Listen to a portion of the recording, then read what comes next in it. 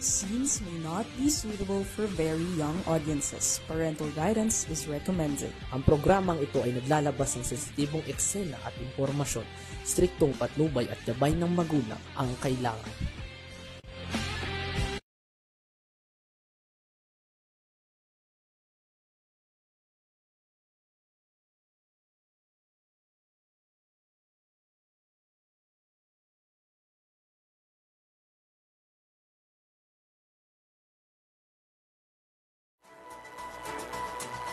Okay, sa magandang tanghali po. Dito naman po tayo sa ating programa ngayong araw na ito. RB naman. Okay, ito po yung Likod Fe Nicodemus para sa ating Balitang Halian. Kamusta na po kayo? Lunes na Lunes. Tingnan po natin ang ating kakalsadahan sa araw na ito. Mukhang passable naman lahat. Ano po? Ayan, ang mapulang lupa. Kala ko mapulang araw. Mapulang lupa, ayan, passable naman lahat. North and southbound. Ganon din sa Balintawak. Walang masyadong nagta-travel, ano. Ayan, ang Mindanao Toll Plaza as usual, nagbabayad lang yan ng mga ng mga toll, kaya medyo traffic.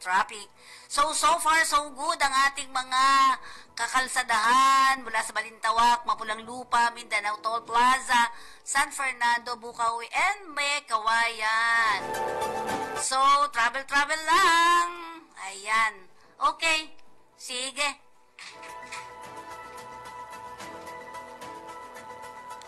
Sa ating mga balita, maraming magagandang balita ata ngayon. Ayan. Kibuloy, arestado, ayon sa DILG. Alice Goo, popusasan, naka-bulletproof best sa Senate hearing ngayon. Nancy Binay, tatakbong mayor daw ng Makati. Higit 10,000 gustong mag-abogado kumuha ng 2024 bar exam. Pasahero ni rape, ninakawan ng ride hailing driver. PNP, CIDG, pinaigting ang plano Mega Shopper versus Peking Yossi. Noise Barrage na uwi sa riot, 60 preso. 20 BMJP officers sugatan.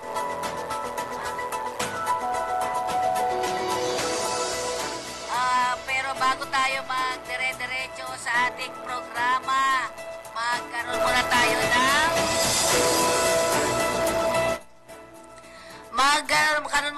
ng balita para sa ating balitan balitang panahon o panahon. Yan, ulat panahon po.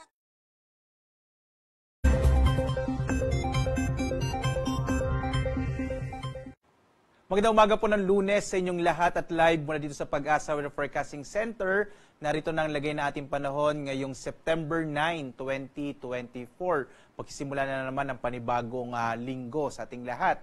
At makikita nga natin, southwest monsoon o habagat pa rin ang nakakaapekto sa malaking bahagi ng Luzon na magdadala ng mga pag-ulan, lalong-lalo na sa may Ilocos Region, Cordillera, gayon din po sa may bahagi ng Cagayan Valley Region. Samantala naman patuloy yung pagmomonitor natin dito sa low pressure area na huli nating namataan mahigit 1,000 kilometro east-northeast na extreme northern Luzon. Base nga sa pinakahuling datos natin, hindi natin inaalis yung posibilidad na ito ay maging bagyo habang ito'y kumikilos pakanluran. At sa ngayon nga, medyo malit naman yung tsansa na ito ay tumama sa kalupaan ng ating bansa. Pero patuloy pa rin natin monitor ito nga low pressure area na nasa loob ng Philippine Area of Responsibility. Sa nalabing bahagi ng ating bansa, dito sa nalabing bahagi ng Luzon, kasama na yung Kamaynilaan, inaasa natin medyo maulap na panahon. Habang sa Visayas, Mindanao, ngayon is may area ng Palawan, inaasahan natin. Generally, fair weather po tayo ngayon dito sa may area na ito ng ating bansa, pero posible pa rin yung mga isolated rain showers and thunderstorms. Muli, inuulit ko, dito sa may bahagi ng Northern Luzon, malaki yung chance na ng mga pag-ulan dulot ng southwest monsoon o habagat. Samantala, makikita nyo, meron pa tayo isang low pressure area na nasa labas ng Philippine Area of Responsibility. Halos 3,000 kilometro pa ito silangan ng Eastern Visayas. At sa nakikita natin, posible itong maging bagyo, bagamat hindi tinalis yung posibilidad na ito'y pumasok ng Philippine Area of Responsibility. Again, base din sa mga pinakahuling datos natin, kikilos ito pahilagang kanluran at posibleng mapalakas ito yung habagat sa pagtatapos ng linggong ito bandang araw ng Huwebes o Biyernes. Posible na medyo maging maulan sa may area ng Visayas at ng Mindanao. Muli, magbibigay po tayo ng update dito sa mga binabantayan natin na iba't ibang mga weather systems dito sa ating bansa. Muli dito sa may bahagi ng Luzon, inaasahan natin ang malaking tsansa ng mga pag-ulan mula katamtaman hanggang sa kuminsan nga ay malalakas na mga pag-ulan sa may area, lalong-lalo na sa may Ilocos region, partikular na yung mga lalawigan ng Ilocos Norte at Ilocos Sur, gayon din sa may area ng Abra, Apayao at nalabing bahagi ng Cordillera at Cagayan Valley. Iba yung pag-iingat po sa mga posibilidad ng mga biglang pagbaha at pagguho ng lupa. Dito naman sa nalabing bahagi ng Luzon, posible pa rin yung mga isolated o pulupulong pag-ulan, pagkidlat, pagkulog. Generally, sa may area ng Metro Manila, Calabarzon at Mimaropa, inaasahan natin na medyo maulap yung panahon habang may chance ng mga pag-ulan sa hapon hanggang sa gabi. Inaasahan naman natin sa mga susunod na araw, mababawasan na yung mga pag-ulan dulot ng habagat dito sa may area ng Northern Luzon, lalong-lalo na sa may Ilocos region. Agwat nga ng temperatura natin sa Lawag, 23 to 30 degrees Celsius, sa Tuguegarao, 24 to 31 degrees Celsius, sa Baguio naman 17 to 22 degrees Celsius, Metro Manila 25 to 33 degrees Celsius, sa Tagaytay nasa 22 to 30 degrees Celsius, sa Legazpi sa Bicol 26 to 32 degrees Celsius. Dumako tayo sa Palawan, Visayas at Mindanao. Makikita natin sa Palawan, generally fair weather, pero posible pa rin yung mga pag-ulan, mga isolated rain showers and thunderstorms. Agwat ang temperatura, 25 to 32 degrees Celsius. Sa Puerto Princesa naman, 25 to 32 degrees Celsius. Sa malaking bahagi naman ng Visayas, inaasahan natin yung mga isolated o pulupulong pag-ulan, pagkilat, pagkulog dulot ng mga localized thunderstorms. Agwat ang temperatura, 24 to 32 degrees Celsius sa Iloilo. Sa Cebu naman, 26 to 33 degrees Celsius. Sa Tacloban, 26 to 33 degrees Celsius. Malaking bahagi rin ng Mindanao ay makararanas ng mga pulupulong pag-ulan, pagkilat, pagkulog sa hapon hanggang sa gabi. Kadalasan po ay maaari itong mga mahinag sa katamtaman, kung minsan ay malalakas sa mga pag-ulan, dulot ng mga localized thunderstorms, pero hindi naman ito nagtatagal. Agwat ang temperatura natin sa Zamboanga, nasa 25 to 33 degrees Celsius. Sa Davao naman, 25 to 33 degrees Celsius, habang sa Cagayan de Oro, nasa 25 to 32 degrees Celsius. Samantala, sa lagay ng ating karagatan, wala tayong nakataas na anumang gale warning sa anumang bahagi ng ating bansa. Ligtas sa pumalaot ang mga sasakyang pandagat at malilit na mga bangka sa mga baybayin ng ating kapuluan. Pero iba yung pag-iingat po, no? Lalo na kapag meron tayong mga thunderstorms na maaaring kumisa magpalakas ng alon ng ating karagatan. Ang araw naman natin, sisikat, ganap na 5:45 na umaga at lulubog 6:02 ng gabi. At sundan pa rin tayo sa ating iba't ibang mga social media platforms sa X, Facebook, YouTube at sa ating website pag-asa.doc.gov.ph. Ina-update natin ito lalong-lalo na kapag may mga bago tayong datos, kapag meron po tayong mga thunderstorm advisories, general flood advisories, mga localized thunderstorms at ganyan din mga heavy rainfall warning. At live na nagbibigay update mula dito sa Pag-asa Weather Forecasting Center. Ako naman si Obet Badrina. Maganda po tayo lagi para sa ligtas na Pilipinas. Maraming salamat po. Magandang umaga sa inyong lahat. Salamat sa inyong pagsubaybay.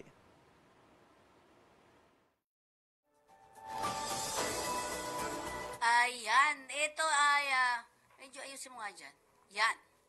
Ito, saan na ba ako? Matapos ang 2 linggo, matapos ang 2 linggong operasyon ng Philippine National Police o PNP na aresto na si Kingdom of Jesus Christ leader Pastor Kibuloy kanina. Ito ang kinumpirma ni Interior and Local Government Secretary Benohar Abalos kaugnay ng operasyong ginawa ng PNP sa 30 ektaryang compound ni Kibuloy sa Davao City.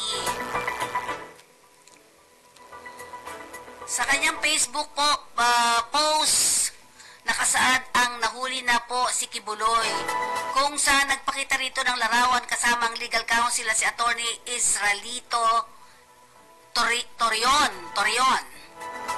Ayon kay Abalos, ang pagkakaaresto kay Kibuloy ay indikasyon na tama ang ginawa ng proseso o ginawang proseso sa paghanap ng mga pulis sa lugar sa pamumuno ni PRO 11 Director Chief Police Brigadier General Nicolas Torre.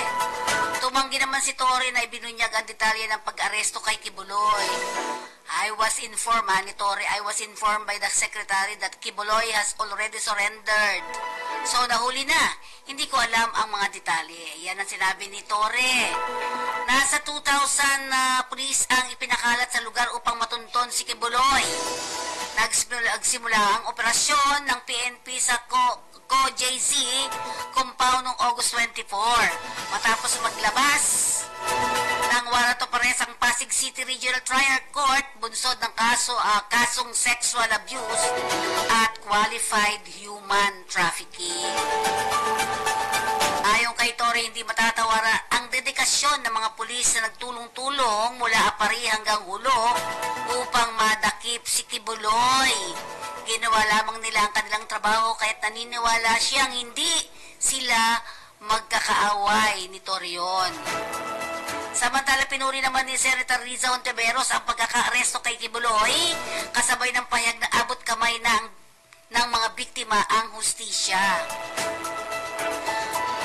Sa pagpapatuloy pa ng investigasyon,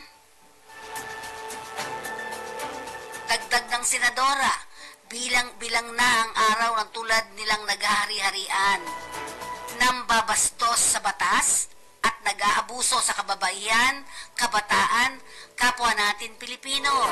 Abot kamay na ang mga victim survivors ng hustisya. Salamat sa kanilang paglalakas loob na magsabi ng katotohanan. Yan ang dagdag ni Senadora Ontiveros. RD, pardon po. Pakiulit po kung paano po nahuli si Pastor Apollo Kibuloy. Apo. I really do not know the details. Pakitanong nyo na lang si SILG kasi siya talaga ang nakakaalam ng mga detalye nito. Na kami naman ay mga bystanders lang dito sa Davao. Ano pong pakiramdam, RD, na natapos talaga? It's such a relief. Nako, matulog muna tayo. Makabawi ng tulog. Bukas, flag raising pa. Okay. Okay, magpapasalamat sa aking mga tao bukas. Kaya I think I'll be preparing some messages for them.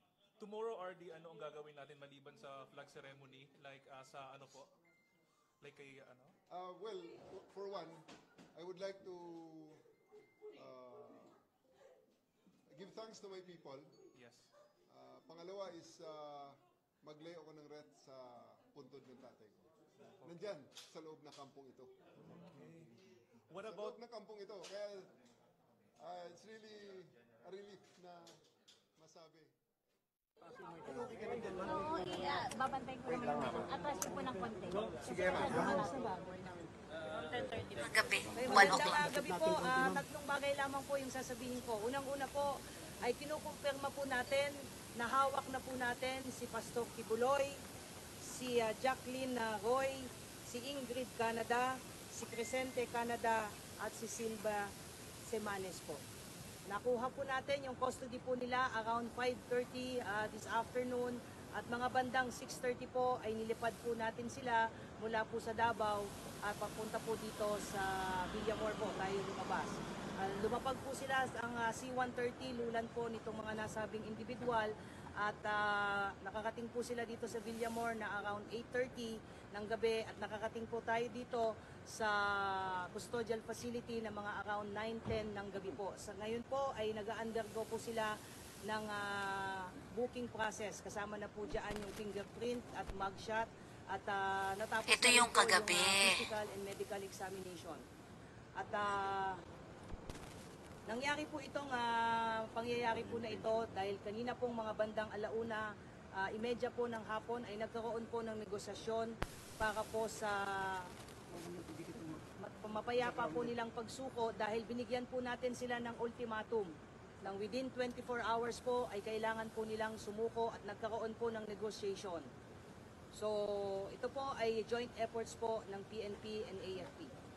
Ma'am, sa loob po ba ng sa loob ng Kingdom of Jesus Christ sumuko? O doon po mismo sumuko? Yes po. Apo. Sa loob po ng KOJC compound po natin sila nakuha. Apo. Ma'am, dito sa loob ng PNP Custodial Center, magkakasama po sila sa isang kwarto? Paano po mangyayari? Wala pa po tayong detalye po dyan. Maraming salamat po, yun lamang po. May mga susunod na mangyayari po? Ongoing po yung processing po ngayon dahil 5 katao po yan. Sabay-sabay po silang binubuking po ngayon at na-inspect na rin po sila at nasa maayos naman po silang kondisyon although some of them based po doon sa medical examination po, medyo mataas po yung BP. But other than that, okay naman po sila at tuloy-tuloy po yung processing po ngayon. Ma'am, which case po sila na binuking po kanina? Lahat po ng kaso at dyan din po nangyari pagdating po nila dito sa custodial ay isinerve po yung warrant of arrest po sa kanila. Kung matatandaan niyo po, 3 kaso po ito. Yung kay Pastor Kibuloy po, yung child abuse po, yung sexual abuse at yung pong qualified trafficking. So binasahan po sila ng mga kaso po nila at nakaharap po ang kanilang abogado po. At pagkatapos po noon ay binasahan din po sila ng kanilang mga Miranda rights at mga kakapatan po. At pagkatapos po noon ay tuloy-tuloy na po yung ginawang proseso. Ongoing po yung proseso. Nagbigay po ang PNP po ng ultimatum po na sumuko po sila, otherwise po ay papasukin na po natin yung isang particular building na hindi po tayo pinapayagan pong pumasok. So nagkaroon po ng negotiation ang PNP na kinatawan po ng intelligence group at ISAP. Pinagtulungan po ito that led to the peaceful surrender po ni Pastor Kibuloy at apat pa. At papasalamat po tayo doon sa naging mapayapa pong at least itong proseso po na ito. Ano particular sila ang nagtago? I don't have liberty to reveal that. Ang importante po sa ngayon ay nasa kustodiya po ng PNP po ito at ang mangyayari po niyan ay bukas po inaasahan po natin na i-return po yung mga warrants of arrest doon po sa mga issuing courts, particularly dyan po sa Quezon City kung saan nailipat na po yung mga kasong na isang pa po natin sa Davao at doon naman po sa RTC 159 po. Ma'am, yung Pero hindi po underground, ma'am. Wala pong underground. I don't have any information on that po. Ma'am, Sa yung- importante po ay nasa atin na po yung mga pinaghahanap po. Ma'am, same lang ba yung room na can you give us kung merong aircon, merong ano po paano? Wala pa po, hindi ko pa po nakikita kung saan po silang kwarto po manidinile, but meron na pong plano dahil nga kanina nga po habang ongoing po yung negotiation ay pinagplanuhan na rin po kung saan po silang mga selda po mapupunta. But magbibigay po kami ng additional details as we go. Pero definitely Ano ma'am, plano? magkakahiwalay sila. Ano po yung plano, ma'am? Ano po yung plano? Ano po yung nakasaad sa plano, ma'am? Well, as to the operational details and planning, antayin na lang po natin na papatapusin lang po na natin yung proseso po. What's important is we just would like to confirm po na nasa custody na po ng PNP si Pastor Kibuloy at iba pa. Maraming salamat po. Maraming salamat po. Okay, yun. Kibuloy, arestado. Sumuko, hindi. Alam niyo ba, mga kakampi, yung isa na lang na building ang dapat pasukan. So, nagkaroon po ng tinatawag na nagkaroon ng tinatawag na pag-uusap. Yan, di ba? Nagkaroon ng pag-uusap na dapat sumurrender na siya kasi kung hindi, papasukin na yun talagang huling-huling building na kung saan ayaw nga papasukan nila. So, wala nang choice si Kibuloy kung di sumuko talaga. Di ba? Okay, napakaganda ng September, no? Sa ngayon naman, harap ngayon sa investigasyon ng Senado ang na-dismiss na mayor ng Banban na si Alice Goo. Ayon kay Senator Sherwin Gatchalian, nasa end of the road na si Goo at makakatulong siya sa pagsugpo ng krimen kung siya ay magsasalita. Gusto ko rin malaman sa kanya sino yung mga government officials na kasama niya o tumulong sa kanya dito sa pagtatayo ng Pogo. Based sa mga intelligence reports na nakuha namin sa executive session, mayroong mga links na mga government officials at even enforcement agencies natin dito sa Pogo Hub sa Bamban. So, gusto natin malaman sino yung mga taong to at sino yung tumulong sa kanya para mapalaganap niya yung kanyang illegal operations sa Bamban. I'm still bound with the executive session, but definitely meron, according to our intelligence agencies. At mas maganda na rin manggaling sa kanya yon dahil siya yung direktang nakikipag-transact dito sa mga taong to. So, para talagang kasi yung paghinto sa Pogo is only one aspect. Pero yung mga taong tumulong mabuo itong mga pogo sa ating bansa, kasama yung mga government officials, mga politicians, government officials, even enforcement agencies. Kailangan rin natin malaman yan at habulin. No? At ako naniniwala na si Go Huaping, kilala niya itong mga ito.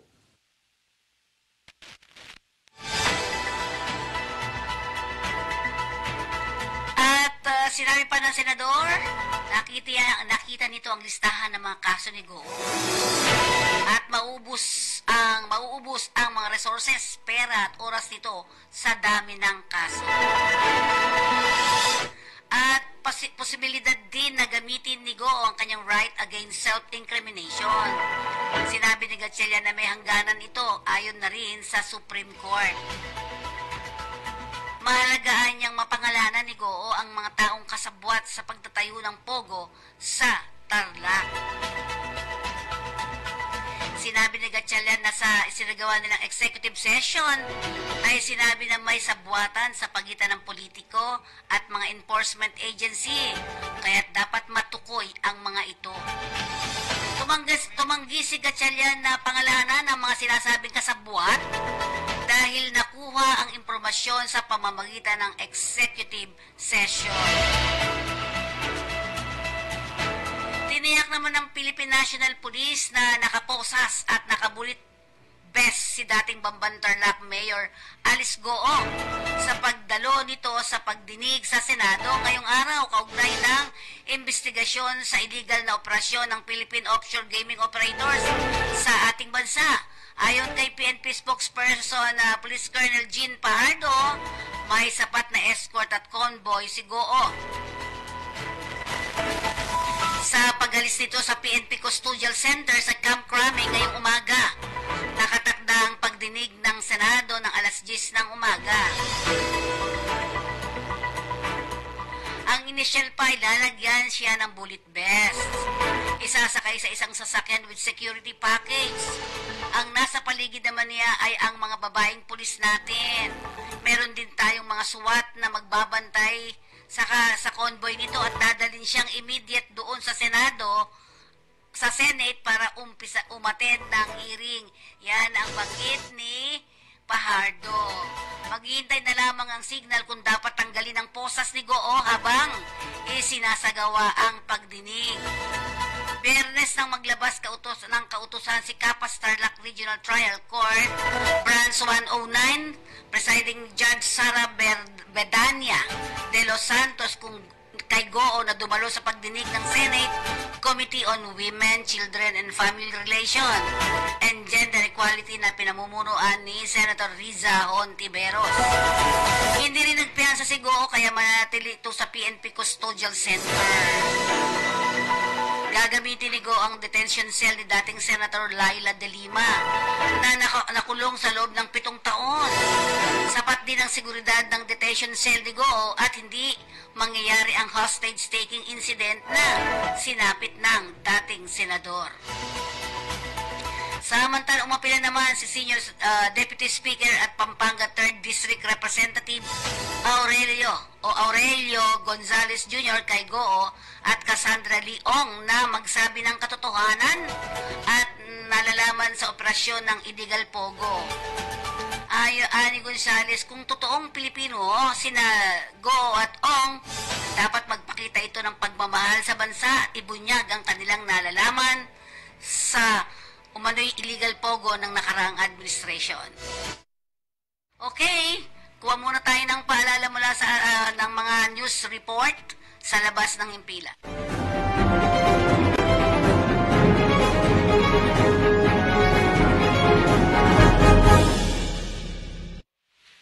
Yes, yakapin, halikan at mag-I love you sa inyong mga lolo at lola.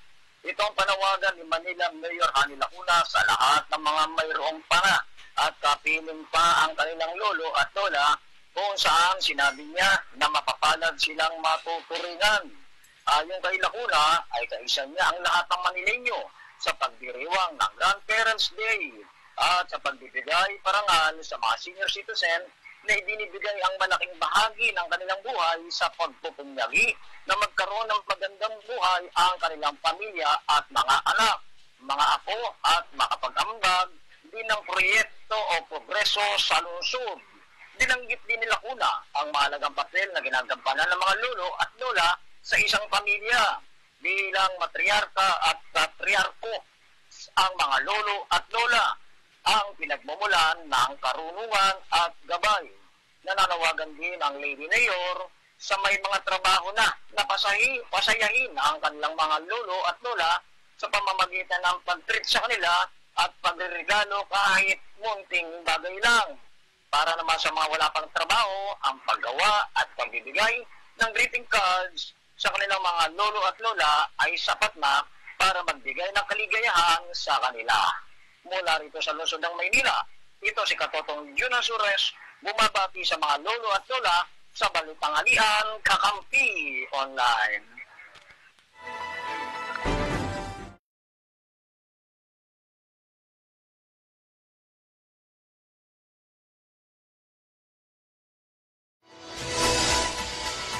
Samantala, pagpapatuloy ng ating balita, naghahanda na si Senador Nancy Binay para sa pagtakbo sa pagka-mayor ng Makati City.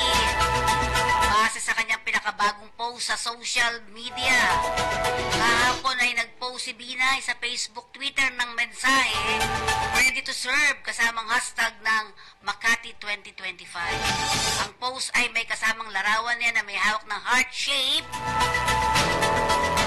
sign na may nakasulat na 100% na nagpapakita sa kanya ng kanyang buong kahandang pagsabak sa lokal na politika.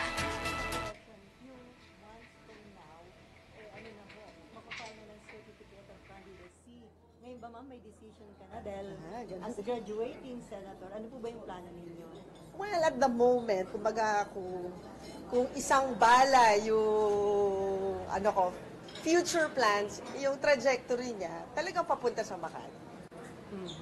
So ilang percent na? Dati kasi ma'am na-interview ka, 60% na ba? Oo, siguro ngayon 65-35. Tama ba yung math ko? 100% ba yun? So ilang percent na ngayon? 70% na? Baka 70-30. Kasi syempre, palapit ng palapit. Pero ma'am, may tendency ba na magkalaban kayo ng brother-in-law or iiwasan yung mangyari? Well, I think dun sa pronouncements niya, mukhang nagbitaw na siya ng salita na mukhang tatakbo siya ng mayor. So, para sa akin, dapat always open yung pinto para mag-usap kami. Because at the end of the day, di ba, magpapamilya kami. And lalang-lala na ako yung panganay, ako yung ate. Dapat yung effort na magkaayos-ayos, na walang laban dun sa pamilya, yun pa rin yung goal natin pagdating ng 2025 election. So bilang ate, mag-i-initiate kayo na, mag-e-effort kayo na wag humantong dun sa punto na maglalaban kayo ng brother-in-law. Yeah, of course, kasi diba, syempre, at the end of the day, pamilya pa din yan kahit asawa lang siya ng kapatid. Pero ma'am, willing ka pong magbigay sa kanya, sa asawa ng kapatid? Basta mag-usap muna kami kung mag-usap muna, wag munang pag-usapan. At this point, wag munang pag-usapan kung ano yung pag-uusapan. Pero siguro yung effort, kasi ngayon, at this point, walang effort para mag-usap I guess yun muna yung first step na kailangan magkaroon kami ng opportunity na umupo at mag-usap. Pero bilang ate, dapat mag-prevail ka, ma'am. Ganun ba? Hindi not necessary. Hindi ko. Ganun ba akong ate? Ayan, thank you News 5. Samantala, nasa 10,000 mahigit 10,000 examinees ang dumating sa unang araw ng 2024 bar examination sa itinalagang 13 testing centers sa buong bansa. Ayon sa Korte Suprema nitong linggo, sinabi pa rin ni Supreme Court Associate Justice Mariano B. Lopez, ang inisyal na nagre-rehistro para sa digitalized examination ngayong taon ay may kabuang mahigit 12,000. 12,246. Ayon pa kay Lopez, kabilang sa mga examinees ngayon taon ay ang 155 senior citizens na ang pinakamatanda ay 78 years old at 313 naman na may special needs.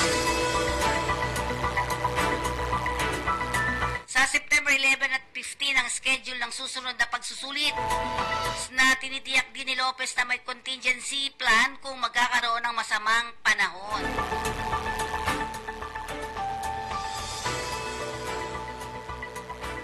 Sinabi pa ng bar chairperson na ang resulta ng 2024 bar exams ay ilalabas sa Disyembre. Gaganapin naman ang oath-taking sa Enero 24, 2025.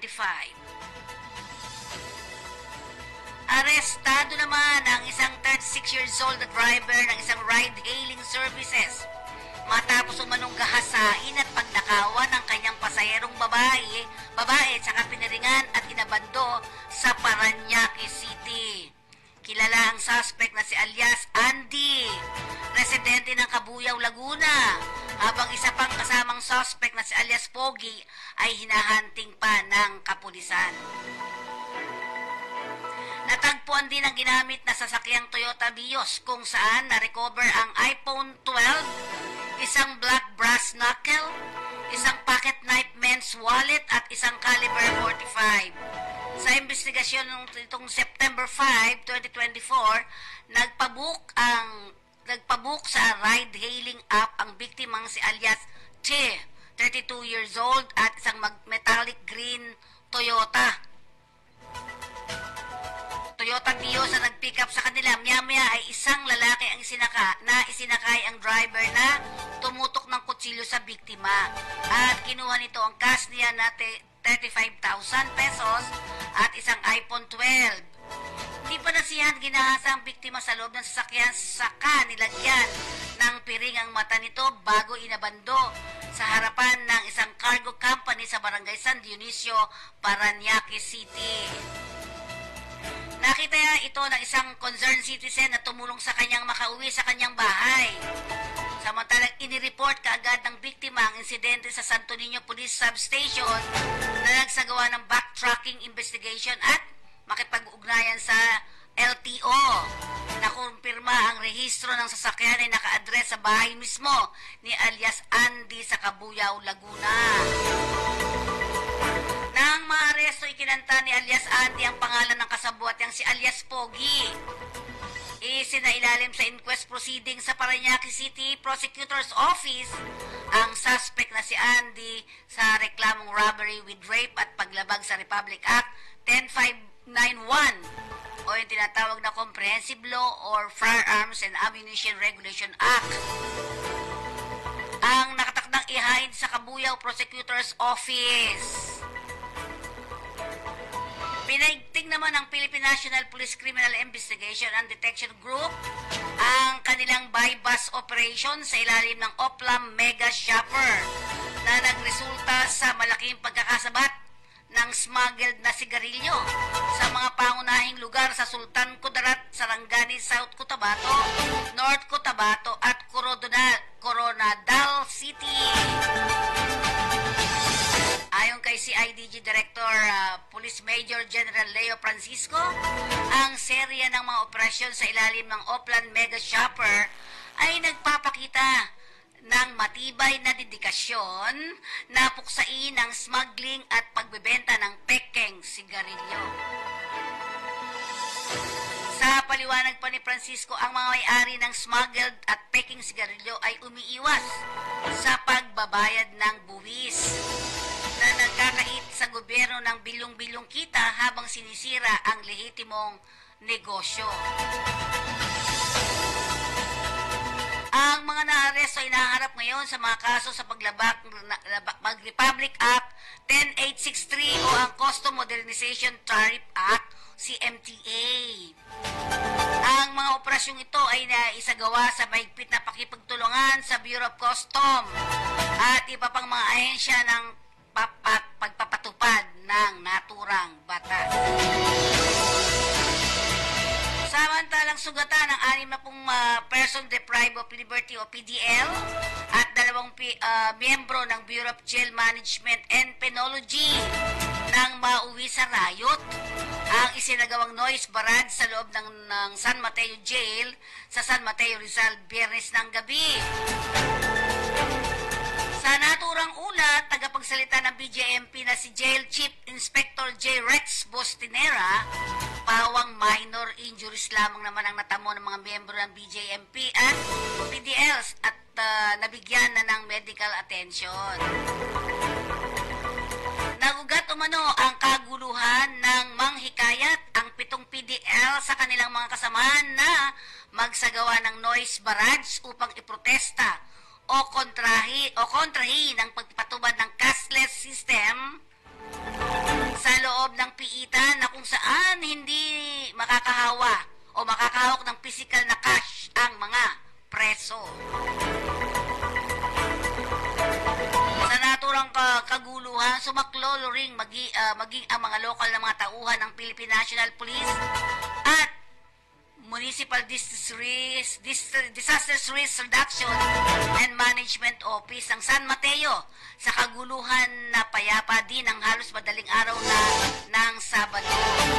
Na-isolate na ang selda ng 7 PDLs na nagpasimuno umano ng noise barrage na nauwi sa karahasan. Ayaw nila ng cashless. Gusto nila cash talaga. Diba? Yon. Yan po ang ating mga balita sa araw na ito. Tayo muna ay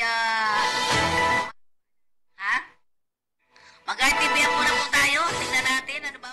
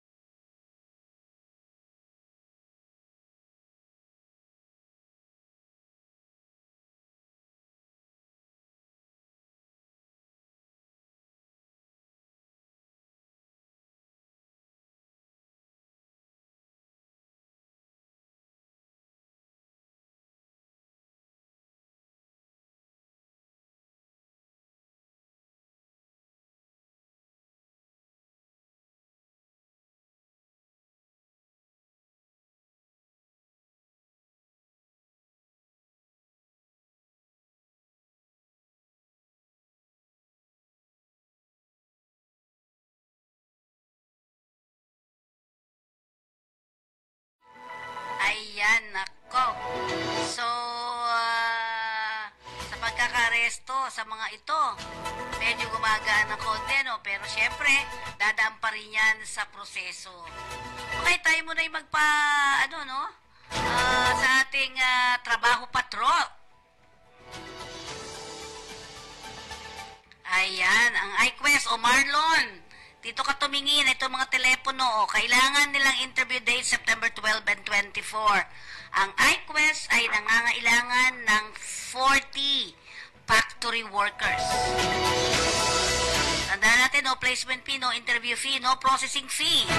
Standard qualification, ano nga ba mga standard qualification?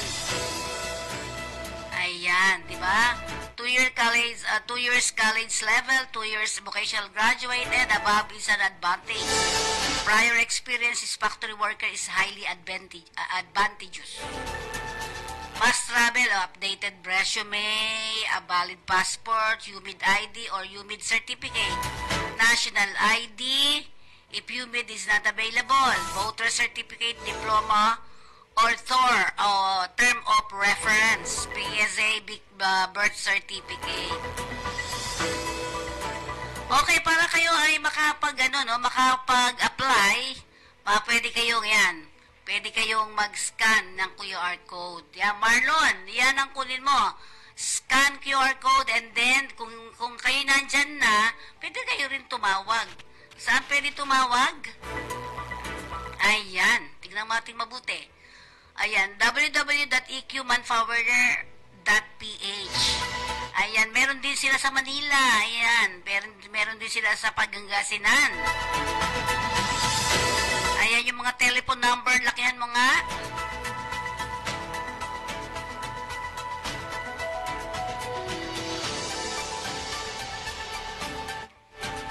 Okay. Hindi mo nilakihan yung Okay, sa Perido International Resource Incorporated, job vacancy for Hungary. Ayan, tingnan natin. Cleaner, 5 cleaners, female high school graduate, at least 2 years experience in housekeeping. For apartment, knowledge in using different kinds of housekeeping tools, materials, and equipment. Knowledge of proper sanitation practices, minimum height of 160 cm, good in English communication skills. Okay. Ang mga other position, a drop box is provided for your application. Otherwise, please send your updated resume to perido4hungary@gmail.com with email subject, ano ba posisyon na ina-applyan nyo. Ayan. Unit ANB, 1845 DN Street, corner Boyle Street, Palanan, Makati City. Ayan po yung mga telephone number.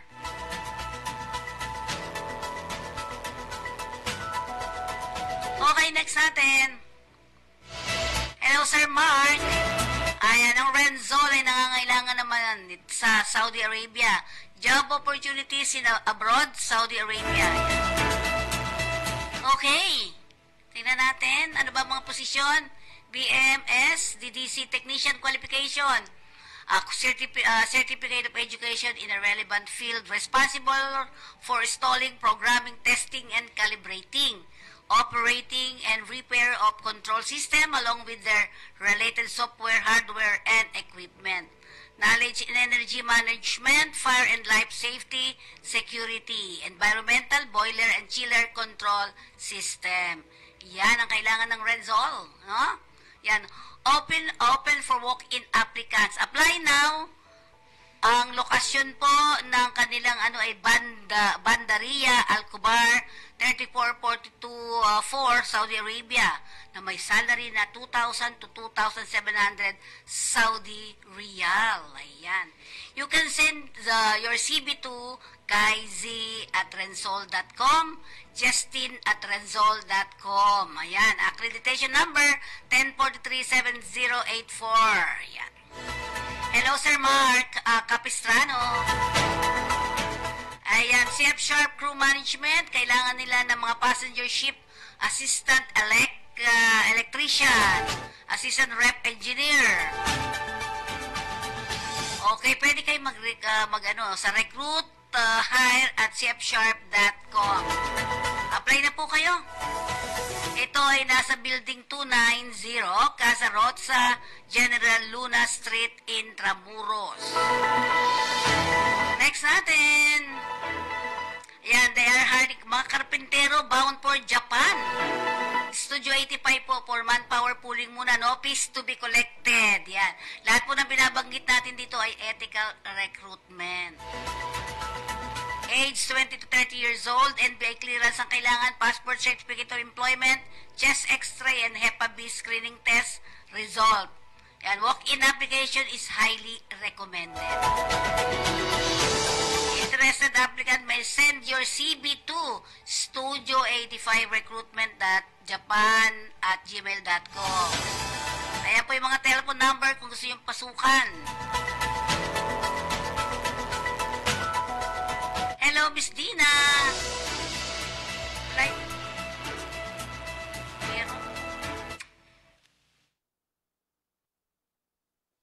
Okay, next natin ang mga household workers na ayaw mag-Middle East. Ito na yung pagkakataon nyo.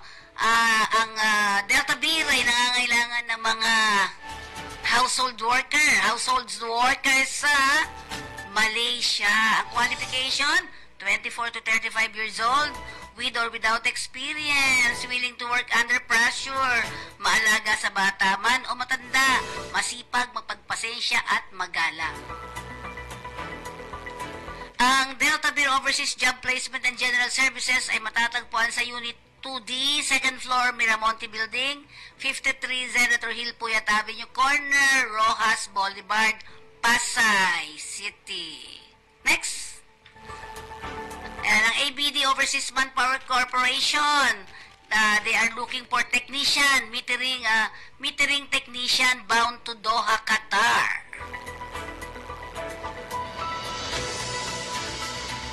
Employers Spy Oil and Gas Services, Doha, Qatar. Ayan. Qualification, minimum 5 years of instrument maintenance experience in fiscal, allocation, metering, and tank gauge system in diversified oil and gas or petrochemical facilities. Ayan po, pakibasa po. Hello, Miss Dina. Ang Bizon Management Corporation ay nangangailangan din ng mga sa Jeddah, Saudi Arabia po ang company may family medical complex. Kailangan nila ng mga nurse, female, 24 to 38 years old, licensed nurse ang kailangan po nila. Minimum 2 years experience in hospital setting, accommodation and transportation provided. Basic salary nasa 5,000 Saudi Riyal, pre-data flow, Mumaris and Prometric. Yan.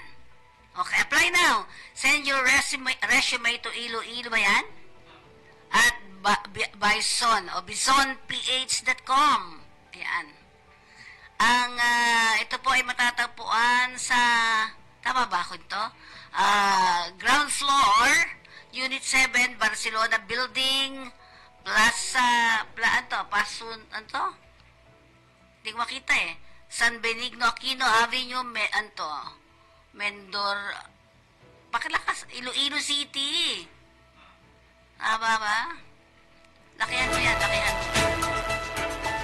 Ayan, ito, nangangailangan sa Greece. Sana wala rin itong hindi ko pa masyadong kusap to eh.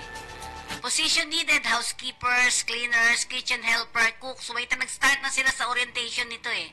Drivers for small transfer inside hotel, gardeners, spa therapists, general duty, front desk, and factory workers. Nagpunta ako dyan sa Athens.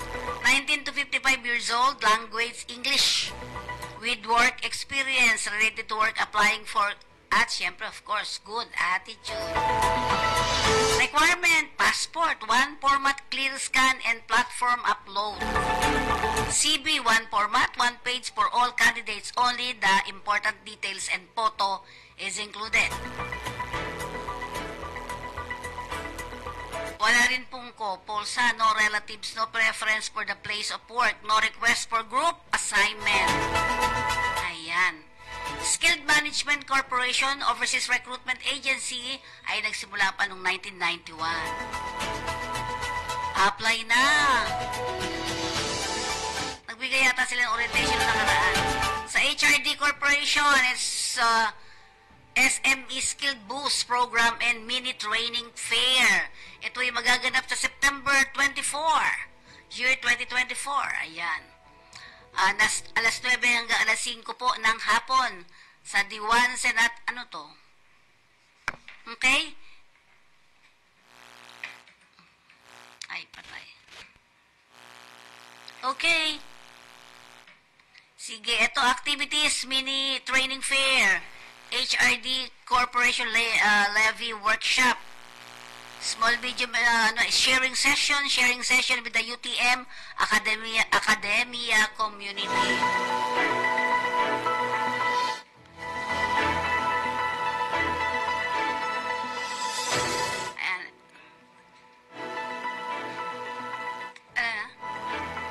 Yan po ang kabuuan ng ating programa. Pwede ba tayong magpaalala mula sa ating himpilan?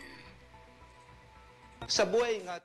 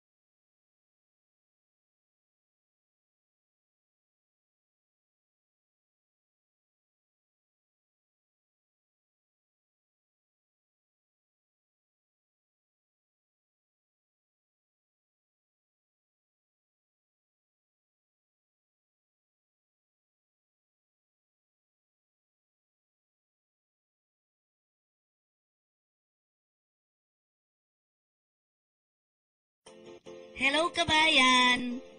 Ako po si Mafe. Mag-a-abroad ka ba? Handa ka na ba? Ito ang mga bilin sa inyo ni Pidos. Isa-isip ang gusto mong makamit sa iyong pagtatrabaho sa ibang bansa. Ito rin ang susi ng iyong tagumpay. Ihanda ang sarili, kabayan, sa trabaho nga harapin sa labas ng bansa. Tandaan mo, kabayan, ang iyong responsibilidad at karapatan. Ito ang gabay mo sa paggampan sa iyong tungkulin.